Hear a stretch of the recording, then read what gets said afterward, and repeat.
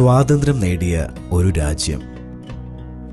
പക്ഷേ പഠനത്തിന്റെ വെളിച്ചം തേടി ഇപ്പോഴും ഇരുട്ടിൽ കുഴഞ്ഞു നടക്കുന്ന ഗോത്രഗ്രാമങ്ങൾ.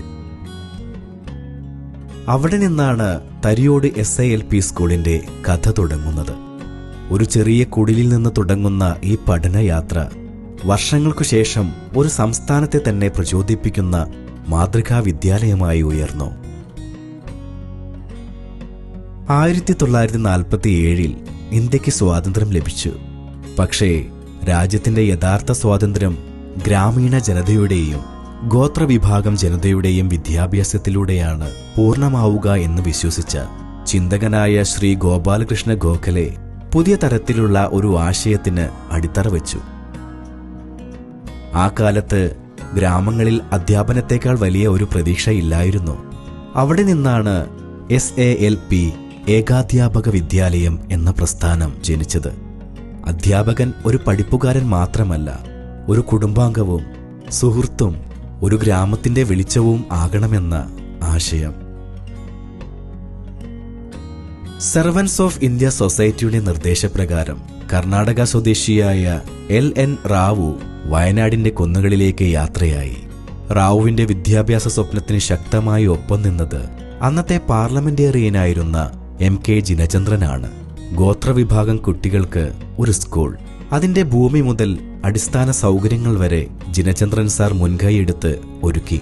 അങ്ങനെ രണ്ടു മനുഷ്യരുടെ സ്വപ്നങ്ങൾ ചേർന്ന് തരിയോട് SILP സ്കൂളിന്റെ ആദ്യശില സ്ഥാപിതമായി.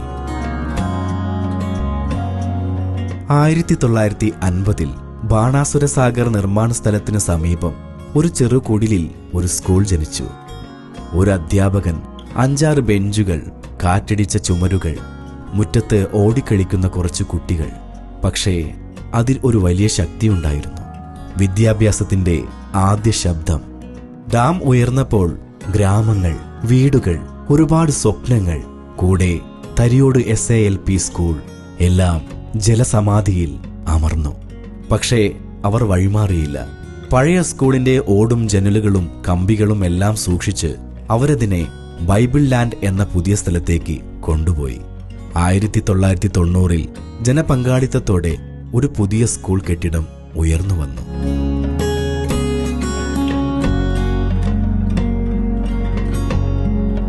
കുന്നുകളും കാടുകളും ചേർന്ന വയനാട്.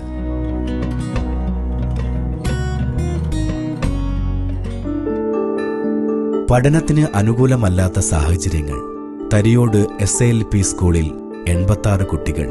അവരിൽ 50 പേർ പണിയർ, കാട്ടുനായ്ക്കർ, കുറിച്യർ എന്നിവരായിരുന്നു. ജീവിതത്തിന്റെ പോരാട്ടങ്ങൾക്കിടയിൽ ഹാജരില്ലായ്മ, പഠന പിന്മാറ്റം എന്നിവ മൂലം കുട്ടികളുടെ ഭാവി അനിശ്ചിതത്വത്തിൽ ആയിരുന്നു.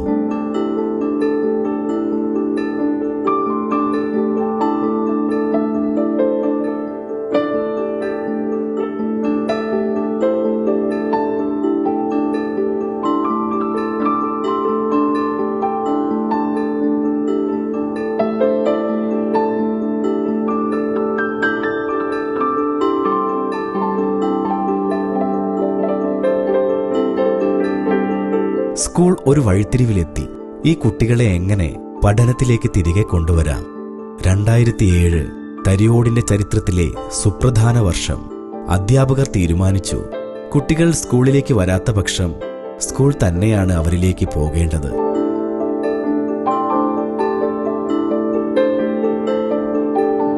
വീട്ടിലെത്തിയ ആശയവിനിമയങ്ങൾ, രക്ഷിതാക്കളുമായുള്ള സംഭാഷണങ്ങൾ, കുട്ടികളുടെ ആത്മവിശ്വാസം തിരിച്ചു കൊണ്ടുവരാനുള്ള പ്രവർത്തനങ്ങൾ. ഒരു വലിയ മാറ്റത്തിന് അന്നവിടെ തുടക്കമായി.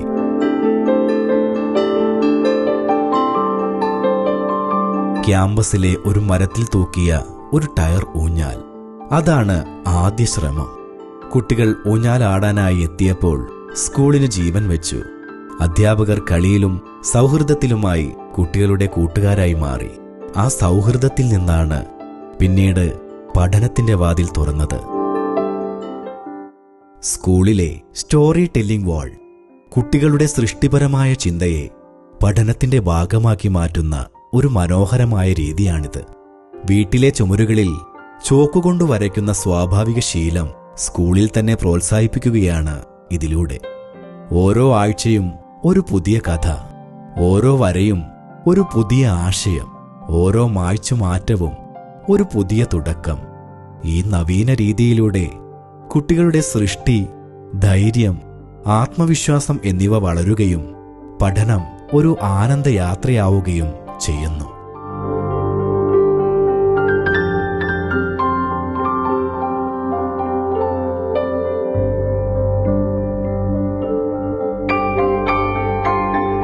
കുട്ടികളെ ആകർഷിക്കാനായി സ്കൂളിൽ ബ്യൂട്ടി കോർണർ നിർമ്മിച്ചു.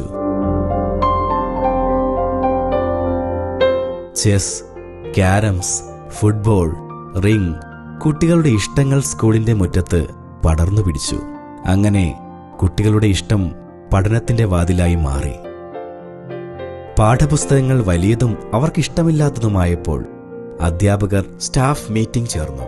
പഠിതാവ് മാറേണ്ടതല്ല, പഠനമുറ മാറണം. അങ്ങനെ വലിയ പുസ്തകങ്ങൾ റീഡിംഗ് കാർഡുകളാക്കി കൊടുത്തു. കുട്ടികൾ പതുക്കെ എഴുതി തുടങ്ങി, വായിച്ചു തുടങ്ങി. ഇംഗ്ലീഷ് സ്കിറ്റ് ഭാഷയുടെ ഭയം ഇല്ലാതാക്കി. വള്ളികൾ കയറിയ ഒരു പരിസ്ഥിതി സൗഹൃദ ക്ലാസ് റൂം. കുട്ടികളുടെ ജീവിതത്തോട് ചേർന്ന ഒന്നായിരുന്നു ഇത്. ശുദ്ധവായു, പ്രകൃതി ദീപ്തി, കുട്ടികൾക്ക് ഏറ്റവും ഇഷ്ടപ്പെട്ട പഠനമുറി. മഴയിൽ നനഞ്ഞ പുസ്തകങ്ങൾ, ഭാരം ചുമക്കുന്ന ബാഗുകൾ എല്ലാം അവസാനിപ്പിച്ചു. സ്കൂൾ ബാഗ് ഫ്രീ ആയി. ഒരു സെറ്റ് പുസ്തകം വീട്ടിലും ഒരു സെറ്റ് സ്കൂളിലും, ഒരു നോട്ട്ബുക്ക് മാത്രം. പഠനം കുട്ടികൾക്ക് ഒരു സ്വാതന്ത്ര്യമായി. 2010 മുതൽ ഒരു കുട്ടിയും പഠനം നിർത്താത്ത Thariyode SALP school drop out free സ്കൂളായി മാറി.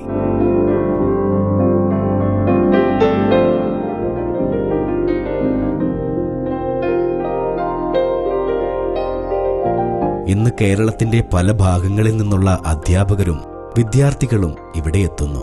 ഇൻക്ലൂസീവ് എഡ്യൂക്കേഷൻ എങ്ങനെ ജീവിക്കുന്ന യാഥാർത്ഥ്യമാക്കി മാറ്റാം എന്ന് പഠിക്കാൻ. ഒരു ഗ്രാമത്തിന്റെ സ്കൂൾ, ഒരു ജില്ലയുടെ അഭിമാനം, ഒരു സംസ്ഥാനത്തിന്റെ മാതൃക. ഒരു ടയർ ഊഞ്ഞാൽ മുതൽ ഒരു തലമുറയുടെ വെളിച്ചം വരെയുള്ള യാത്ര. ഇതാണ് തരിയോട് SALP സ്കൂളിന്റെ കഥ. വിദ്യാഭ്യാസം പുസ്തകം മാത്രമല്ല, മാറ്റമാണ്, ജീവിതമാണ്, വെളിച്ചമാണ്.